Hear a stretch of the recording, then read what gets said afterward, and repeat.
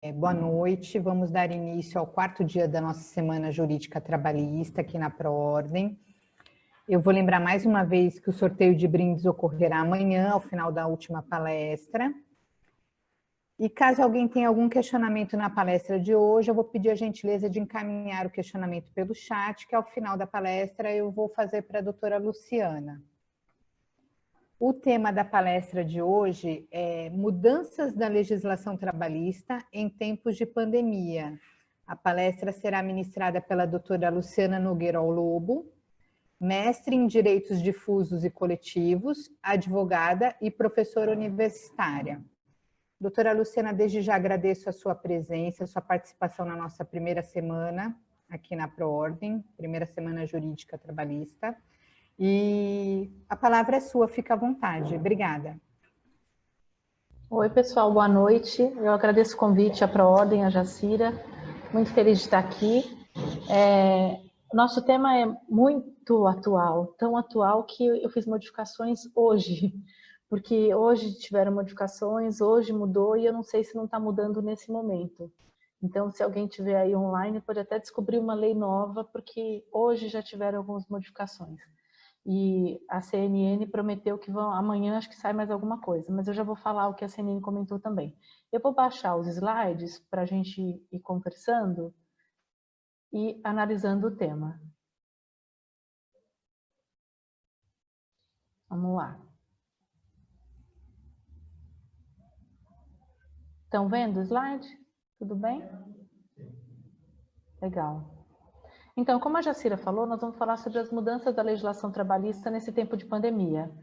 Para eu falar desse tempo de pandemia, eu gostaria de começar falando de da onde veio essa pandemia, né? O que aconteceu, como é que surgiu. Teoricamente, ela veio da China, né? No final de 2019, que parece que faz 3 anos que passou 2019, eu estou um pouco perdida no tempo já. Mas no final de 2019, começaram a surgir casos na China. Em algumas cidades na China, o negócio já estava bem complicado. Mas ela só avisou a OMS, a Organização Mundial de Saúde, no início de janeiro de 2020. No início de janeiro, a China comunicou o problema para a OMS, e a OMS, em 31 de janeiro desse ano maluco que nós estamos agora, decretou uma pandemia mundial. Avisou todos os países, começou a ter fechamento de fronteiras, e o Brasil já estava ciente desde 31 de janeiro de 2020 sobre isso. Quando eu comecei a estudar essas questões da Covid, eu comecei a me perguntar desde quando o Brasil sabia da pandemia e por que demorou, né? Por que demoraram a surgir algumas atitudes? Na verdade, legislativamente, a gente vai ver que a primeira lei surgiu no início de fevereiro. Nós é que não tínhamos muita ciência do que estava acontecendo. Vamos lá. A Covid, eu entendo que ela trouxe impactos positivos e negativos. Outro dia eu estava falando sobre isso numa outra live e uma professora amiga minha até comentou: poxa, Luciana, pontos positivos? Sim, claro que trouxe. Ela trouxe um engajamento social que a gente não esperava, com participação de grandes empresas. Ela trouxe uma possibilidade de uso de novas tecnologias. Outro dia eu estava na sala dos professores e um professor falou para mim: você está fazendo prova pelo Forms? Eu falei: não estou não. E aí eu pensei, eu falei: eu não quero aprender. Pois é, agora eu uso.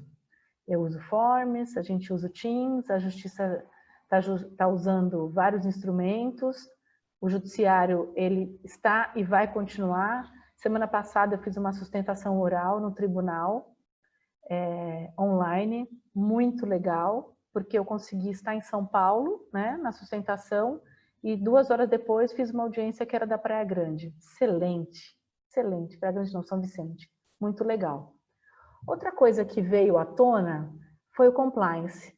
O compliance já existe no Brasil há 6, 7 anos, mais ou menos. As grandes empresas já utilizam.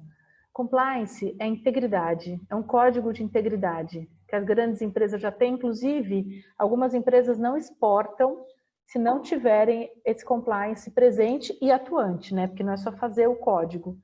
Então, esse compliance, ele surgiu agora para as grandes empresas e principalmente para essa relação trabalhista entre empregado e empregador.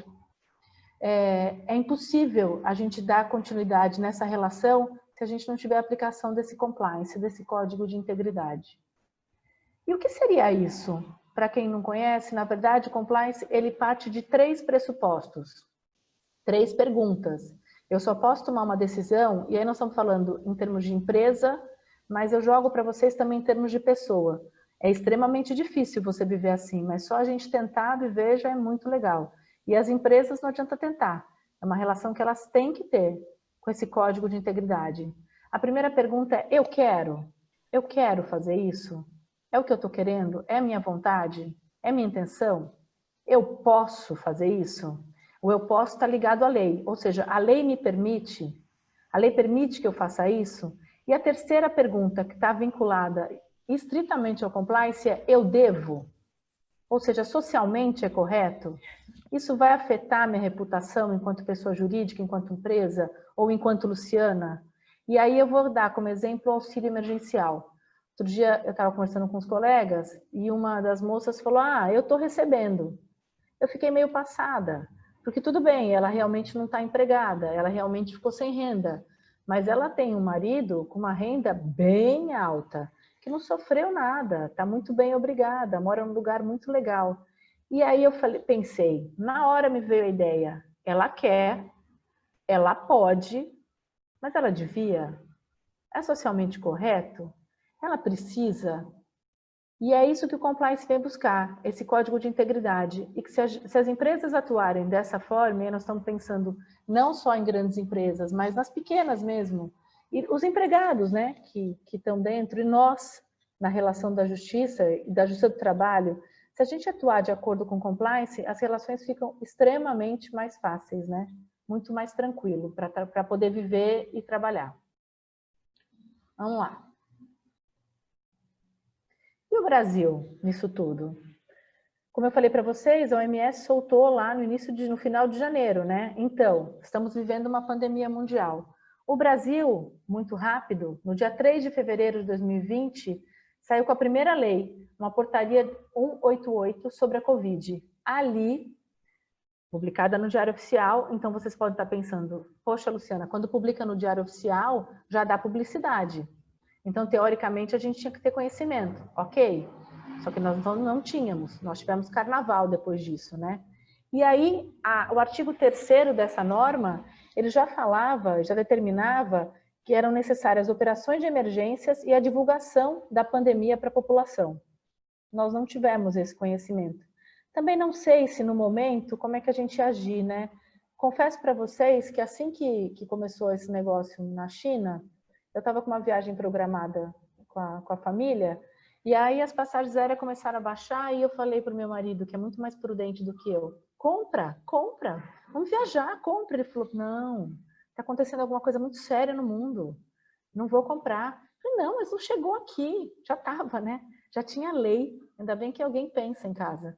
E acabei não comprando as passagens aéreas, que ia ser muito legal a viagem, se fosse possível, porque agora nem entrar no país eu não ia conseguir entrar.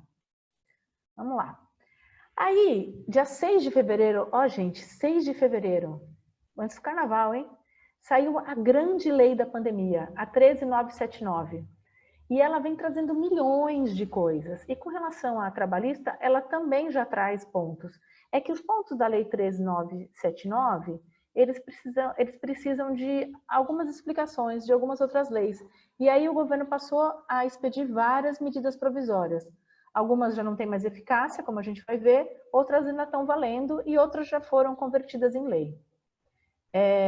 Essa lei 13979, ela vem falando da interrupção do contrato para as pessoas infectadas e as de quarentena. Então, aquele que pegou efetivamente o vírus e as pessoas que conviveram com aquele que pegou. Podendo interromper o contrato por 15 dias, e aí ele vai receber o salário normalmente, e a partir do 15º dia, suspensão, e os benefícios, vai receber o benefício do INSS.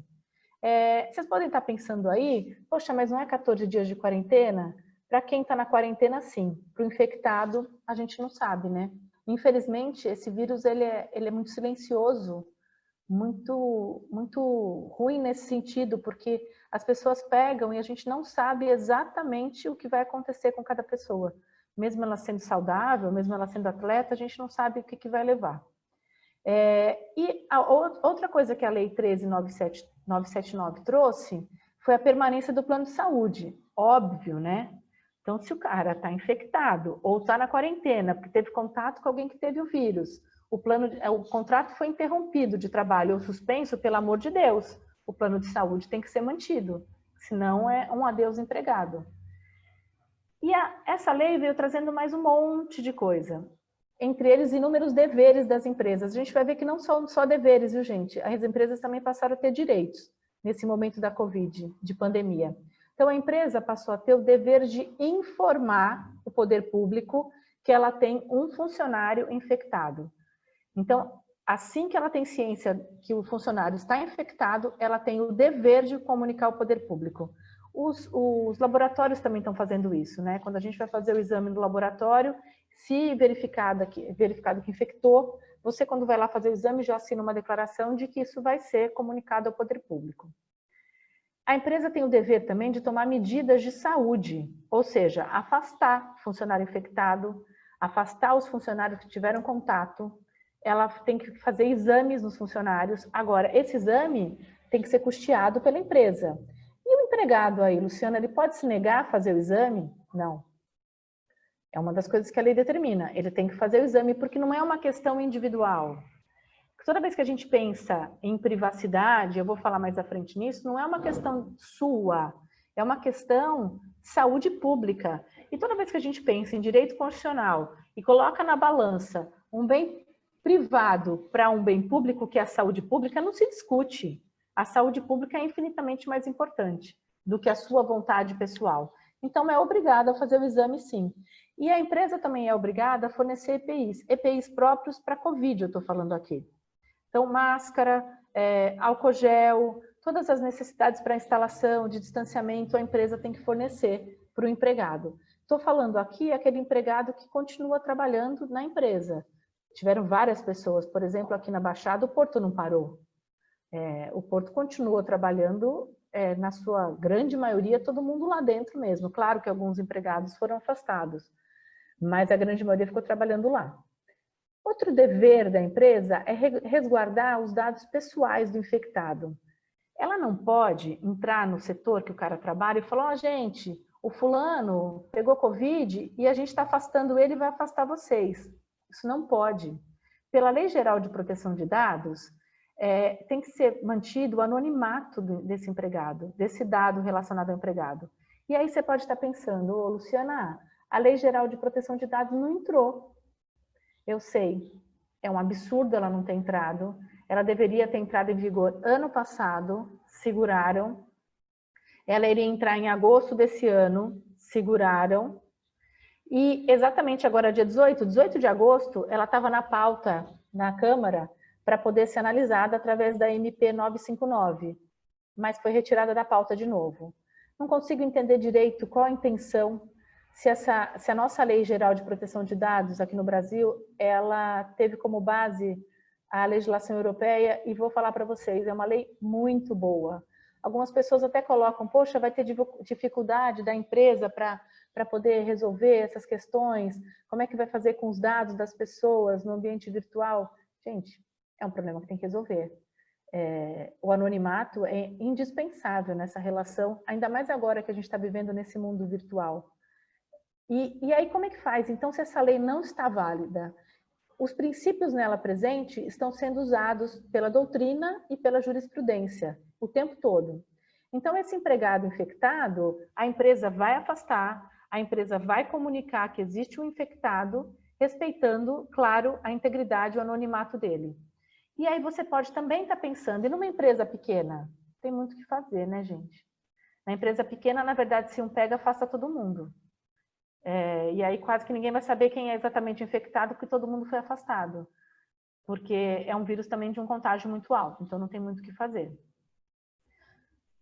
Ainda a lei 1397, de 6 de fevereiro, ela também trata sobre essa questão, como eu estava falando para vocês, da privacidade.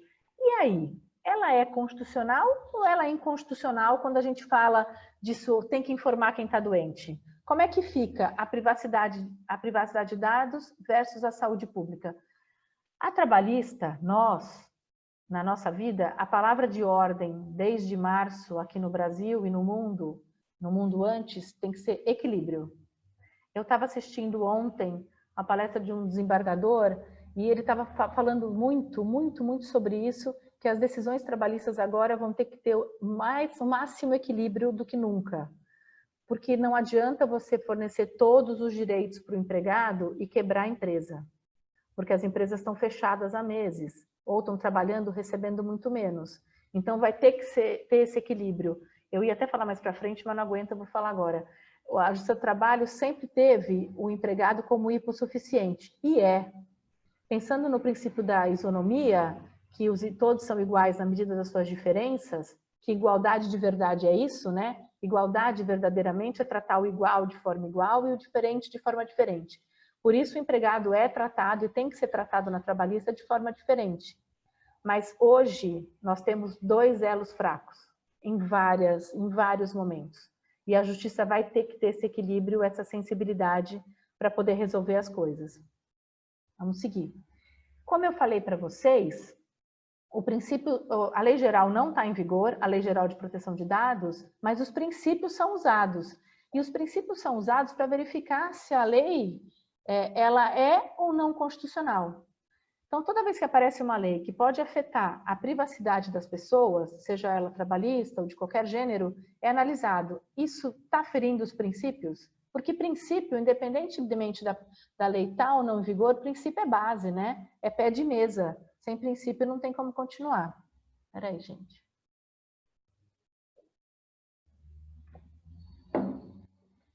O primeiro princípio é o princípio da finalidade. Eu falo que é o princípio Tim Maia, me dê motivos. Então, a lei tem que trazer qual é o motivo específico para ela querer o meu dado pessoal. É por que a lei está solicitando os meus dados pessoais? Esse motivo, ele é legal? Ele é um fato? Ele é verdadeiro? O segundo princípio é o princípio da adequação. Então, os dados solicitados têm que ser proporcionais ao motivo. Então, você está pedindo o nome, o RG, isso é proporcional para o teu motivo? Com relação à saúde pública, precisa do meu endereço, do meu telefone? Não precisa. Eu sou só um número. Eu sou um número de uma pessoa que foi infectada. Não há necessidade dos outros dados. Então, a adequação do motivo, né, do me dê motivos, da finalidade com a lei também é muito importante. E o último, mas não menos importante, é o princípio da necessidade. Esses dados são realmente úteis? A lei precisa disso? É necessário? E aí eu vou dar um exemplo para vocês de uma lei que é necessária e por isso ela é tida como constitucional e de uma que não era necessária e o Supremo já retirou, graças a Deus, do ordenamento jurídico. Essa lei que nós estamos vendo, a primeira, a de 6 de fevereiro, ela é absolutamente constitucional. E quando ela pede para que o empregador apresente os dados do empregado com anonimato, ela é constitucional. O motivo, a finalidade, a adequação e a necessidade estão sendo respondidos. Qual é? A saúde pública. Agora, o exemplo que eu vou dar para vocês é para ficar bem claro de uma norma que não se adequa a esses princípios. Foi editado em 17 de abril de 2020 a MP 954, que já não está mais com validade, o Supremo já tirou a eficácia, já suspendeu a eficácia. Desde que começou a Covid, o meu hobby é ficar lendo as medidas provisórias e depois indo atrás das decisões do Supremo. Eu adoro ver contra do que eu estou pensando, adoro ver que um ministro fala uma coisa e o outro fala totalmente diferente, você escuta o primeiro e você fala, nossa, é verdade. Aí quando você vai escutar o segundo, você fala, meu Deus, é isso mesmo. Porque faz a gente pensar. Eu me coloquei nesse momento da Covid obrigada a pensar. E aí a gente lendo essas decisões, nossa, que delícia que tá. Entrem nessa, é muito legal. Então, nessa questão da MP 954, essa MP ela pedia para que todas as empresas de telefonia fixa e móvel encaminhassem para o IBGE todos os dados dos seus consumidores. Nome, número de telefone, endereço, seja pessoa física ou jurídica. E aí eu te pergunto, para quê? Qual a finalidade? Diria Tim Maia, qual o motivo? Pelo amor de Deus. O motivo que vinha na lei, porque tem que vir na lei, era para fazer uma estatística oficial. O Supremo entendeu que era inconstitucional, porque não respeitava os princípios da finalidade, da adequação e da necessidade. E ela perdeu eficácia, pelo menos por enquanto. Só para comentar, o Estado de São Paulo também colocou uma lei, ainda com relação à privacidade, de que através do nosso celular ele pode encontrar onde a gente está. Não sei se vocês conhecem isso. Muita gente falou inconstitucional, inconstitucional. Não é, porque eles não sabem se naquela praça, na Praça das Bandeiras, na Praça da Independência, está a Luciana, está a Jacira ou está o Paulo. Eles não sabem dizer quem está. Eles sabem que naquele lugar existe um aglomerado de pessoas e isso não pode. Então, a privacidade está mantida, o anonimato está mantido. Agora, toda vez que vocês pensarem numa lei dessas relacionada ao Covid, pense nesses princípios, no anonimato e nesses outros 3 que eu coloquei para vocês. Vamos seguir ainda na lei 3979, lá de fevereiro, que é a base dessa questão da Covid. Direitos da empresa. Então, como eu comentei com vocês, a empresa também tem direitos. E se o empregado não cumprir? Pode gerar demissão por justa causa. Eu estava até conversando mais cedo com a Jacira, falei de você, Jacira, e a gente estava comentando que a Justiça do Trabalho, ela já, agora na Covid, ela já veio com essa questão de justiça preventiva, né? Vamos evitar o litígio, vamos resolver esse problema. Então, vários problemas já estão sendo resolvidos antes, como acontece na vara de família, né? No direito de família, onde antes de virar um processo mesmo, tem a pré-justiça. E a Justiça do Trabalho lindamente tomou essa postura. Quando eu falei dos benefícios da Covid, dos pontos positivos, né, que não dá para falar benefício, mas os pontos positivos, o ressurgimento, o renascimento da Justiça do Trabalho. Com a reforma trabalhista, a gente estava fadado a morrer.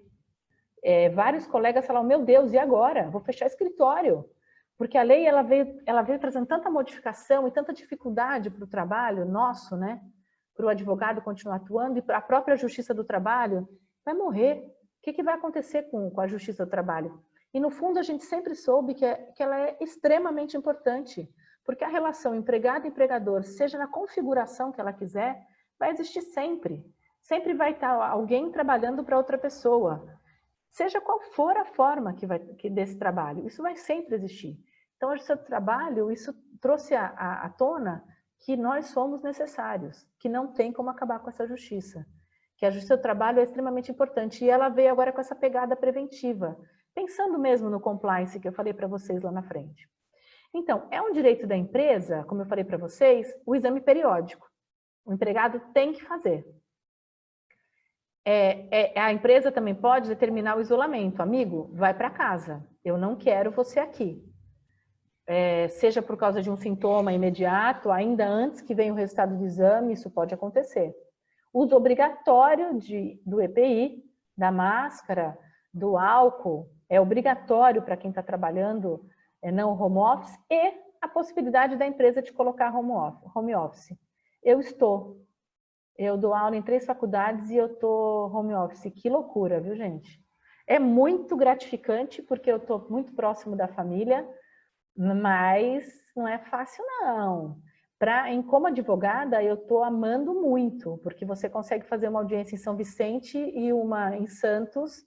Você sai de uma e vai para outra, que delícia. Isso era impossível antes, estou amando. E tenho certeza que essa vibe, essa onda vai continuar. E, na verdade, gente, não tem porquê existir o deslocamento para uma audiência de conciliação que você vai sentar na mesa, tem acordo? Não, doutora. E aí levanta e vai embora. Não tem porquê. E eu acredito sinceramente que isso vai continuar. Fico muito feliz, por sinal, com esse meio de comunicação novo. E aí vamos lá para o home office, onde eu falei para vocês que estou desde março nessa loucura familiar, né? Que a gente está às vezes aqui, passa a gente atrás, e a gente está conversando, porque é isso mesmo. A gente está em casa. Às vezes faz barulho, fazer o quê? A gente está em casa, essa é a realidade. Nós estamos em casa mesmo.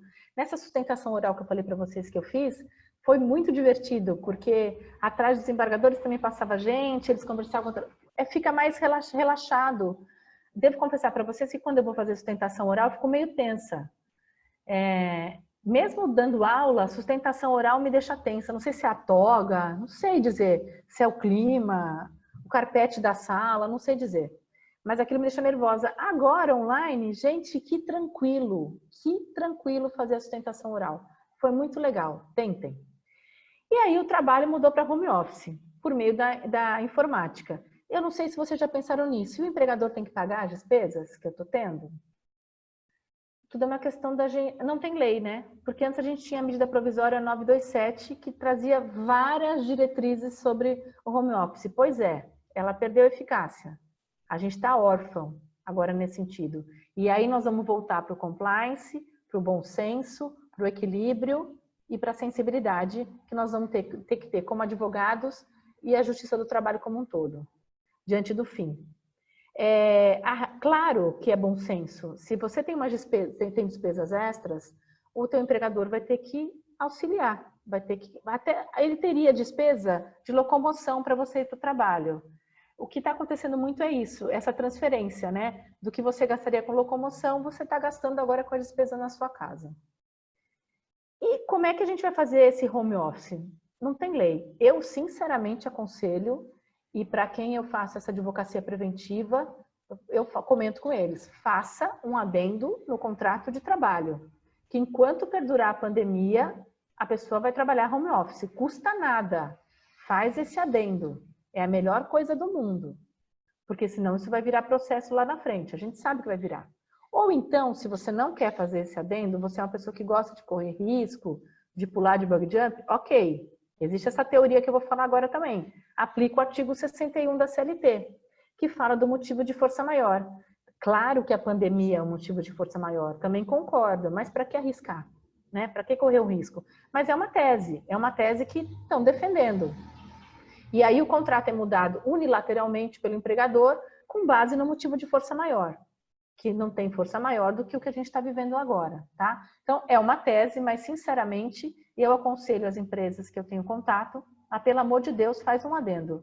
Não custa nada, ele assina e a gente segue a vida. Quando eu comecei a estudar essas coisas, eu mesma tive muita confusão, sinceramente, o que era a diferença entre teletrabalho, trabalho remoto, home office, é sinônimo, não é diferente. Na verdade, um quase que abrange o outro. Vamos lá. O trabalho remoto, claro, ele é feito de forma externa, preponderantemente fora da empresa, então a grande maioria do tempo fora da empresa, ele já existia na CLT há muito tempo, e ele pode ou não utilizar alguns aparelhos, mas esses aparelhos que ele usa é tipo celular, iPad, para ter contato com a empresa, uma comunicação com a empresa, e não é o instrumento de trabalho. Eu lembrei muito daquele pessoal que trabalha em farmácia, que vai nos médicos com os remédios. Esqueci o nome agora, a gente fugiu. Ele faz um trabalho remoto, né? O vendedor faz um trabalho remoto. E ele não trabalha com computador, né, com o que a gente está usando agora. Não é um teletrabalho, ele até tem aparelhos de informática para comunicação com a empresa. O teletrabalho, que também é uma prestação de serviço preponderantemente feita fora das dependências da empresa, ele surgiu com a reforma trabalhista de 2017. E eu ia até dizer agora, porque para a gente, 2017 é agora, né? Tudo muito fresco, lei muito nova.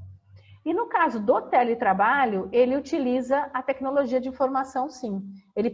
O empregado vai trabalhar com tecnologia, com computador, com plataforma, ele vai trabalhar dessa forma. Quando a MP foi feita, ela não chamou de teletrabalho, ela chamou de home office, que na verdade é um teletrabalho. E aí me perguntaram outro dia, Luciana, o home office só pode ser feito em casa? Não. Eu posso estar prestando esse teletrabalho numa sala. Não dá para eu trabalhar na minha casa porque eu tenho 5 filhos, por exemplo, não é meu caso. Mas eu tenho 5 filhos, eu não vou trabalhar em casa, mas eu estou de home office? Claro que eu estou de home office. O fato de você estar em home office é que você não está prestando serviço preponderantemente dentro da empresa. Agora, também tenho colegas que estão teoricamente em teletrabalho, em home office, Mas a empresa está chamando eles lá toda semana descaracteriza. Claro que a gente não tem lei, como eu falei para vocês, nós estamos brincando de usar só o bom senso, mas vai descaracterizar. Não tenho dúvida que nós vamos chegar nesse ponto. Eu quero muito adiantar, é que uma coisa que eu estou aprendendo na pandemia é não pensar no amanhã, viver o hoje. Mas eu estou muito curiosa como é que vai ficar a jurisprudência desses pontos todos daqui para frente. E também estou buscando muito, porque já tem ação trabalhista sobre isso, claro. Então daqui a pouquinho, eu já vi sentenças, mas daqui a pouquinho a gente já vai cair numa jurisprudência, quiçá numa súmula sobre isso. Vamos esperar que vai acontecer. E aí, como é que ficam as horas extras no teletrabalho? Numa das instituições que eu trabalho, eu tenho cargo de confiança, eu sou coordenadora. Sorte deles, porque o que eu tenho de hora extra agora nesse tempo de pandemia seria um absurdo, mas é cargo de confiança, eu não vou ter. Como é que isso vai fazer? Como é que a gente vai configurar esse teletrabalho? Então, vamos pensar um cara que trabalha para uma empresa mesmo, não é um cargo de confiança, e como é que vai? E ele está trabalhando a mais, ele está ficando disponível para a empresa, nossa, 12 horas, a gente sabe que isso está acontecendo. Mas também sabe, e aí eu vou falar o outro lado da moeda, que tem gente que entra no sistema e vai assistir jogo de futebol e não trabalha. Agora, isso também acontece dentro da empresa, nas dependências da empresa. O cara que diz que está trabalhando, mas não está trabalhando. Então, o teletrabalho não muda muito isso. Agora, essas horas que faz a mais, como é que vai acontecer? O que a doutrina, agora nesse momento, está falando, vem nesse sentido que eu vou passar para vocês. Se a empresa realiza o controle do trabalho, se ela tem um sistema que realiza o controle e o empregado faz horas extras, vai ter que pagar essas horas. Se a empresa poderia fazer esse controle, mas não faz, então ela poderia fazer, mas ela não faz, ele também vai pagar horas extras. Então eu acho que a hora que a gente estiver lá na audiência, no momento da audiência, é muito importante perguntar para a empresa: o senhor teria como controlar se ela estava ou não estava trabalhando? Porque se ele responder que ele poderia controlar, não precisa perguntar mais nada. Ele já vai ter que pagar as horas extras. Tá? É esse o pensamento, nesse rumo que essa tese está levando. Agora, se a empresa não tem como controlar as horas, é impossível controlar as horas, como um cara que trabalha na rua, aí realmente não tem. Isso é dispensado. Esse controle acaba sendo dispensado. Vamos seguir. E como fica, né, essas horas trabalhadas? A gente tem que pensar primeiro que na Constituição Federal, lá no artigo 7º, e quem me conhece sabe que eu amo constitucional, porque é a base de tudo. A gente, quando gosta de constitucional, a gente vai indo por todos os meios, né? Lá tem tudo. E tem também os direitos básicos da lei trabalhista. Está lá. E ela traz como um direito indiscutível o limite de horas de trabalho, né? Então, mais uma vez, a gente vai ter que voltar para a ideia, porque nós não temos lei sobre o assunto, do equilíbrio e do compliance. E aí essa pergunta vai ter que ser feita tanto pelas empresas quanto pelo empregado para a gente manter essa relação. Porque o que a gente tem que fazer agora é manter a relação de emprego. Isso é muito importante. Manter o empregado e a empresa. Porque se eu não tenho empresa, eu não tenho o emprego. Se eu não tenho empregados, a empresa também não segue. Então é uma relação que é extremamente necessária. Então é necessária essa pergunta: eu quero? Eu posso? E aí eu posso, a lei me permite. E agora, eu devo? Com a ausência da MP 927, eu também venho aconselhando as empresas a fazer banco de horas. Eu acho que a melhor coisa é você ir para o banco de horas, para não ter problema, para minimizar os problemas. Vamos lá. Passei. E aí, controle de horário alternativo. A gente sabe que pelo Ministério do Trabalho tem uma forma de controlar o horário hoje em dia, pela portaria 373.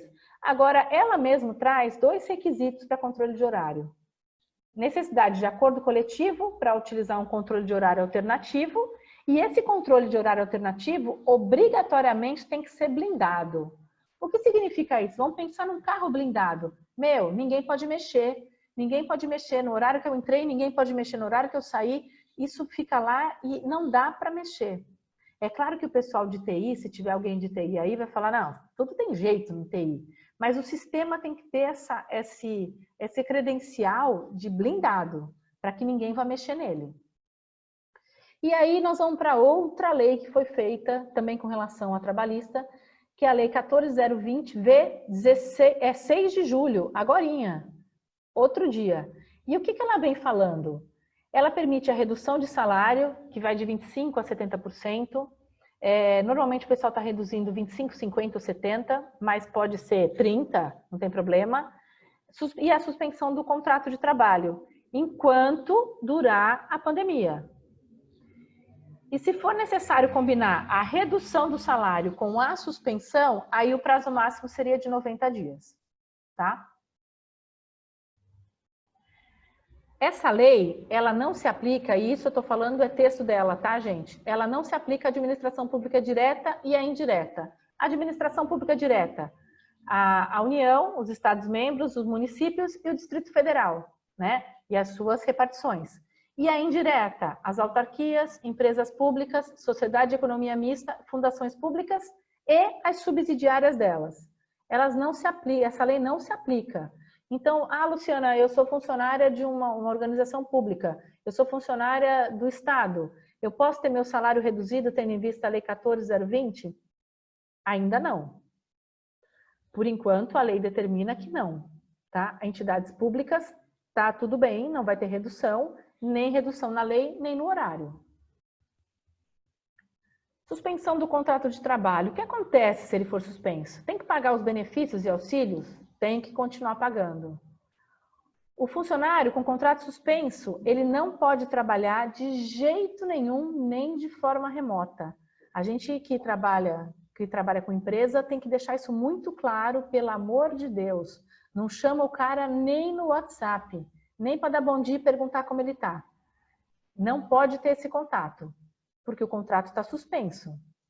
E essa suspensão vai se dar como? Através de acordo individual, e o funcionário, eu chamo ele de indivíduo, deve ser comunicado 48 horas antes de começar a suspensão desse contrato. E após a suspensão, o funcionário tem direito à estabilidade pelo período em que o contrato estava suspenso. Então, ele vai ficar com o contrato suspenso, quando ele ficou suspenso 60 dias, quando ele voltar, ele tem mais 60. Ele está mantido no emprego. Então, essa lei, a 14, sou péssima para número, gente. Vou voltar só para falar o número. 14.020, a preocupação dela é a manutenção do emprego. Isso é muito claro. A legislação vem vindo muito nesse sentido, manutenção do emprego. Há algumas, que é a que eu vou falar a próxima, a manutenção da empresa, porque não existe emprego com empresa morta. A gente está vendo algumas empresas fechar, isso me entristece profundamente. Empresas de muitos anos. Outro dia eu fiquei sabendo de um restaurante aqui de Santos. Eu ia lá criança, e devo dizer para vocês que faz bastante tempo que eu era criança. Uma dó, me deu vontade de chorar de ouvir isso. Que triste. Uma empresa familiar de tantos anos na Baixada ter que fechar as portas. Muito triste.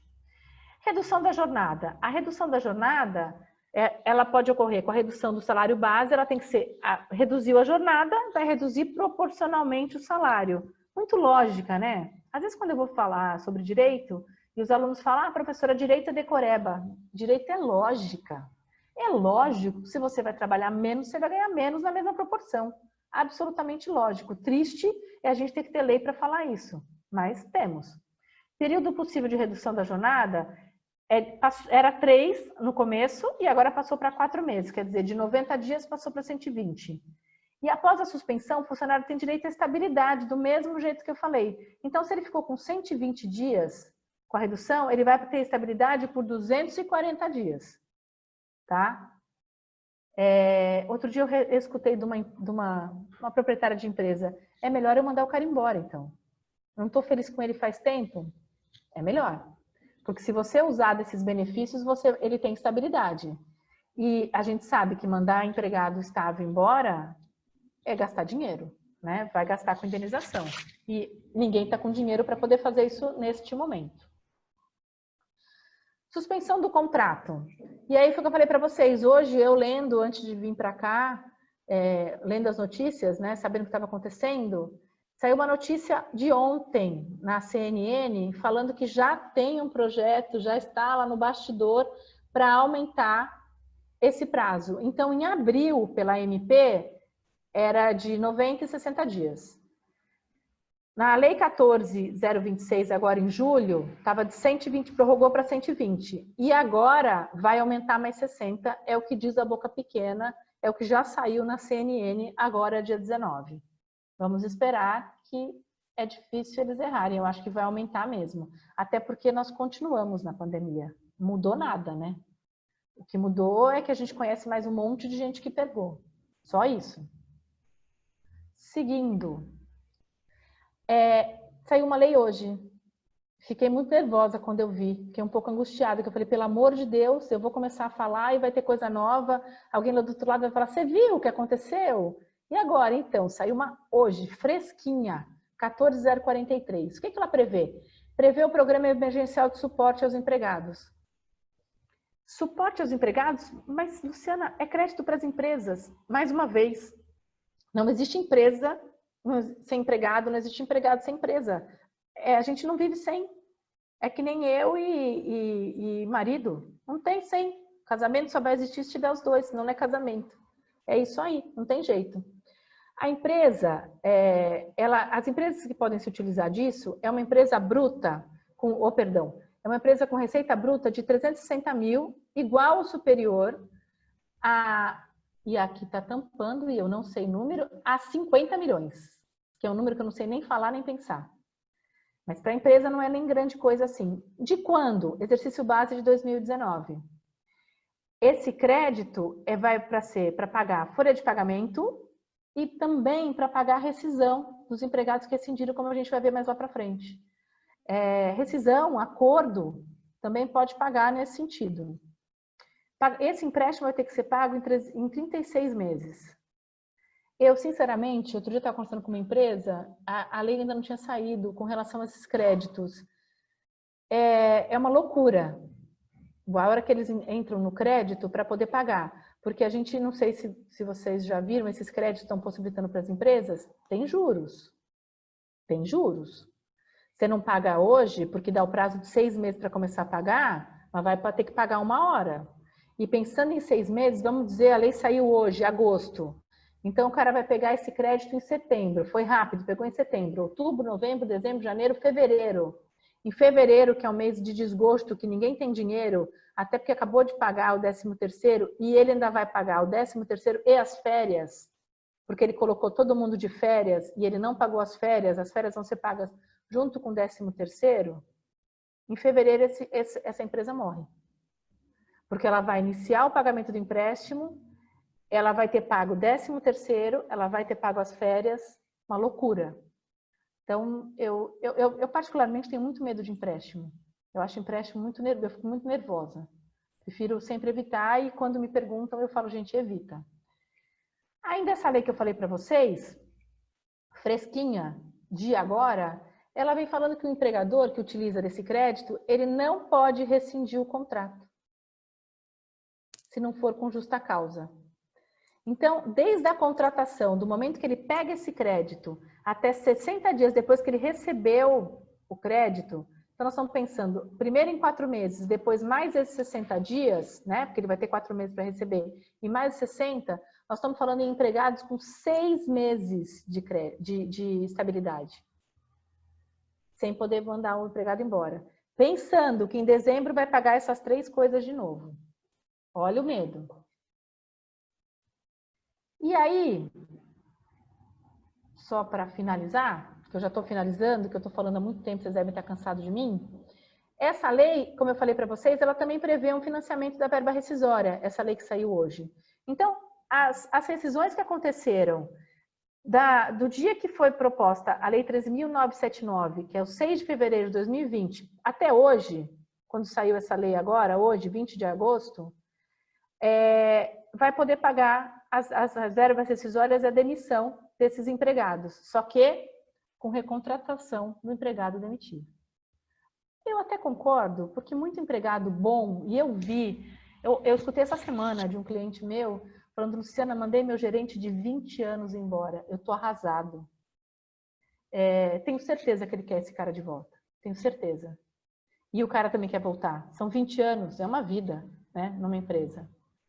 E para terminar, eu queria falar para vocês que a palavra da vez é isso mesmo. Equilíbrio, sensibilidade, mas tendo por base, claro, as leis e os princípios. A gente, nós advogados, os advogados que estão aí, a gente tem que evitar os abusos, agora no momento de pleitear os direitos. A gente tem que ter muito bom senso, a hora que o empregado vier conversar com a gente, porque acabar com as empresas não adianta. E a gente tem que lembrar que nós estamos em dois polos, né? O empregado e o empregador, e nesse momento, os dois com menor fragilidade. Estamos todos vivendo nessa fragilidade, né? E para terminar, eu coloquei essa foto aqui no mar, porque às vezes as pessoas falam, tá todo mundo no mesmo barco. No mesmo barco de jeito nenhum. Tá todo mundo na mesma tempestade. Mas eu tô num barco e tem muita gente em outro. Tem gente que está num barco que não tem feijão com arroz. O barco dele é outro. A tempestade é a mesma, mas como o barquinho dele é pequeno, ele balança muito. Então, não dá para dizer para essa pessoa que a gente está na mesma vida. Não tá. Nós estamos em polos diferentes. E aí eu decidi acabar com uma frase de Descartes que eu amo, que não existe métodos fáceis para resolver problemas difíceis. Nós estamos vivendo um problema muito difícil. Nós vamos passar, mas não vai ser fácil. E a legislação está tentando, mas não vai ser fácil. E é isso, vou passar a palavra agora para a Jacira, gente. Ótima palestra, doutora Luciana. Nossa, incrível. Temas bem atuais, inclusive do diário, né? Bom, nós temos uma pergunta aqui no chat. Só um minuto. Do doutor Iso. Quando você falou lá do teletrabalho, do controle de jornada, se a empresa tem o controle de jornada ou não para o teletrabalho, e o doutor Iso questionou aqui se é aplicado à empresa com menos de 10 empregados. Acho que é o que ele quis dizer, se aplica o controle de trabalho para a empresa com menos de 10 empregados. Lembrando que não tem lei. O que a doutrina está pensando é em fazer uma análise sistemática da CLT com base nos princípios. E aí, pensando nisso, nessa análise sistemática, a empresa com menos de 10 funcionários não precisa ter controle. E o pensamento é o mesmo, seja no teletrabalho ou não. Mas não temos lei. A medida provisória que regulamentava isso mais ou menos, meia boca, não está mais. Então, fazendo essa análise sistemática, eu acho que tudo agora, quando a gente não tiver a lei, nós vamos ter que fazer essa análise sistemática da Constituição da CLT como um todo. E fazendo essa análise, eu entendo que não precisa. Espero ter respondido. Você acha que esse teletrabalho ele veio para ficar? Vai permanecer mesmo pós-pandemia? Vai ser uma nova modalidade? O que você acha? Eu acho que sim. Eu acho que muita coisa que nós estamos vivendo agora vai permanecer. Às vezes, como eu dou aula em faculdade, os alunos falam, Lu, quando é que a nossa vida vai voltar ao normal? E eu sempre gosto de perguntar o que é normal. É um sentimento bem relativo, né? O que é normal. Pode ser normal para mim, pode não ser normal para você. Eu acho que o normal da justiça agora é acordar para as ferramentas que a gente tem no mundo. Existem várias ferramentas. Eu acredito sinceramente, eu não sei se eu acredito ou se eu espero, porque eu gostaria muito que vários instrumentos fossem mantidos, sim. Eu continuo acreditando no olho na audiência. Muito.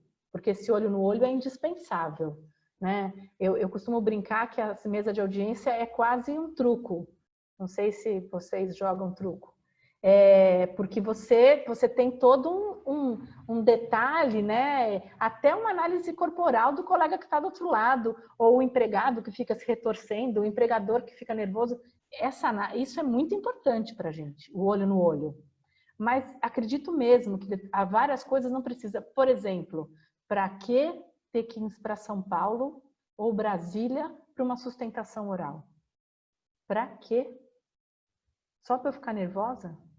só para ter perder o dia inteiro, é totalmente desnecessário. Eu acho que esse é um grande exemplo de que não vai voltar para o presencial. E não tem que voltar. Não existe motivo para voltar. Mais alguma coisa, Jacira? Sim.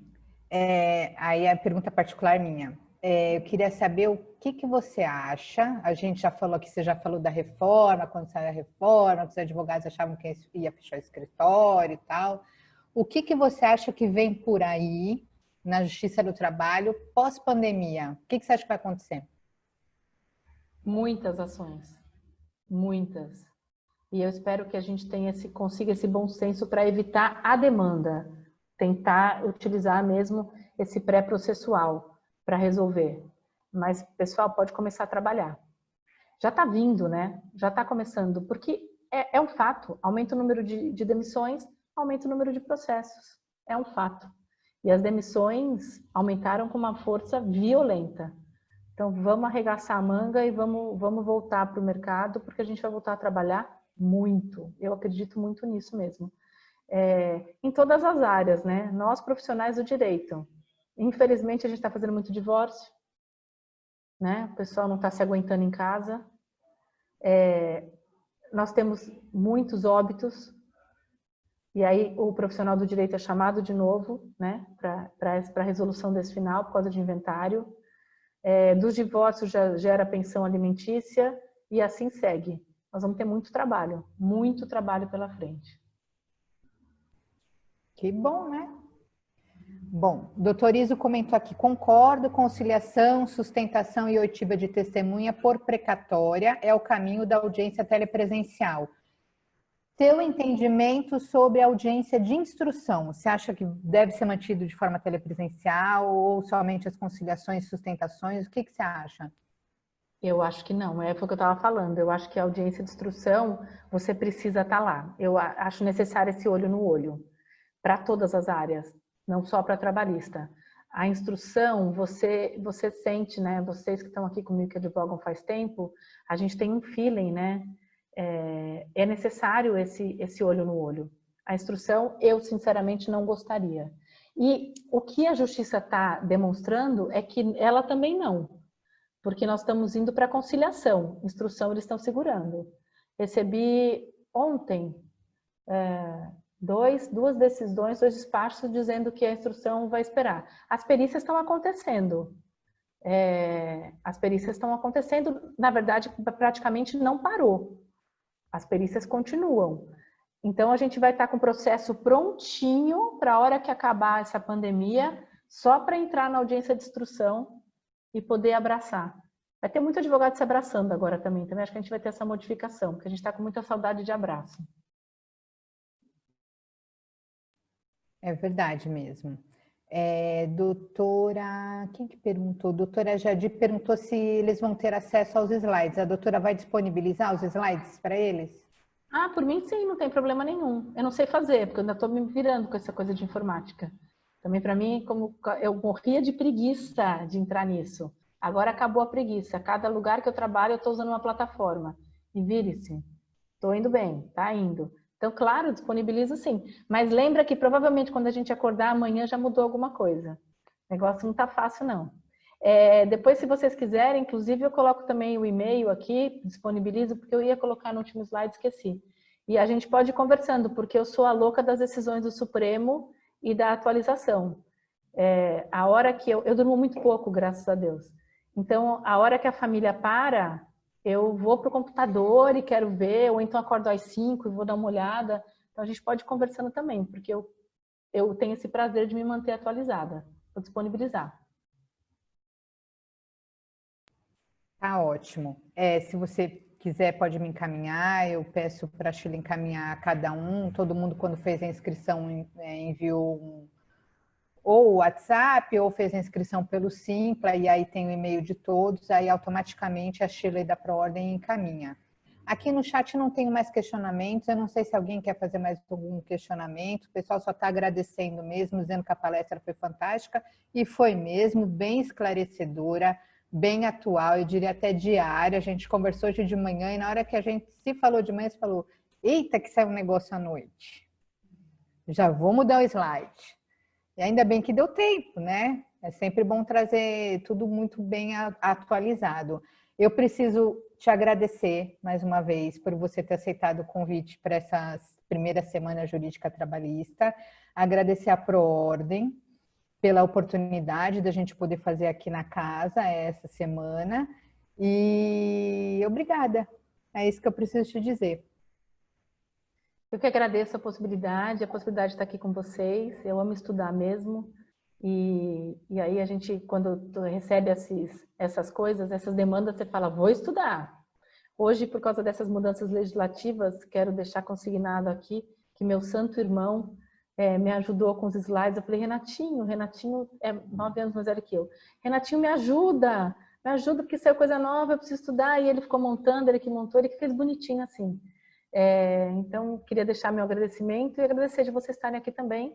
E até a próxima. Vou passar também meu e-mail para se vocês precisarem, tá bom, gente? Boa noite para todos. Ou vamos para o computador agora ler, ver o que saiu de novo. Aí vocês me contam. Um abração, viu? Obrigada. Pode agradecer ao Renatinho, que ficou ótimo os slides. Eu quero lembrar o pessoal que amanhã a gente ainda tem o último dia da semana de palestra. Amanhã quem vai ministrar a palestra é o Dr. José Carlos Lopes da Silva Júnior. Palestra também bem interessante, bem atual, não vi ainda na Baixada. Direito Sumular Esquematizado TST. Vai valer a pena. Vai valer a pena assistir a palestra. Além dos sorteios, emissão de certificados. Então, boa noite a todos. Amanhã nos vemos mais uma vez. Obrigada. Boa noite. Obrigada, gente. Até a próxima.